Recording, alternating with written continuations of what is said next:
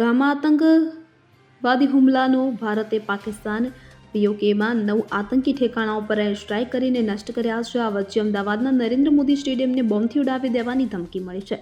પાકિસ્તાનના નામથી જીસીએને ઈમેલ મળ્યો છે. નરેન્દ્ર મોદી સ્ટેડિયમને બોમ્બથી ઉડાવી દેવાની ધમકી મળી છે. તો ધમકી મળતા તપાસ હાથ ધરવામાં આવી. મળતી માહિતી મુજબ ગુજરાત ક્રિકેટ એસોસિએશને પાકિસ્તાનના નામથી ઈમેલ મેળવ્યો હતો કે જેમાં નરેન્દ્ર મોદી સ્ટેડિયમને બોમ્બથી ઉડાવી દેવાની ધમકી આપવામાં આવી હતી. આ ધમકી મળતા જ પોલીસને જાણ કરવામાં આવી હતી. તે બાદ પોલીસના ઉચ્ચ અધિકારીઓનો કાફલો બોમ્બ સ્ક્વોડ, ડોગ સ્ક્વોડ સાથે સ્ટેડિયમમાં પહોંચી હતી અને તપાસ હાથ ધરી હતી.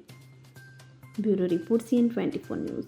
હવે જુઓ દેશ દુનિયાની તમામ ખબરો તમારી આંગળીના ટેરવે. ઉઠાવો મોબાઈલ અને Google Play Store પરથી ડાઉનલોડ કરો અમારી CN24 ન્યૂઝ મોબાઈલ એપ.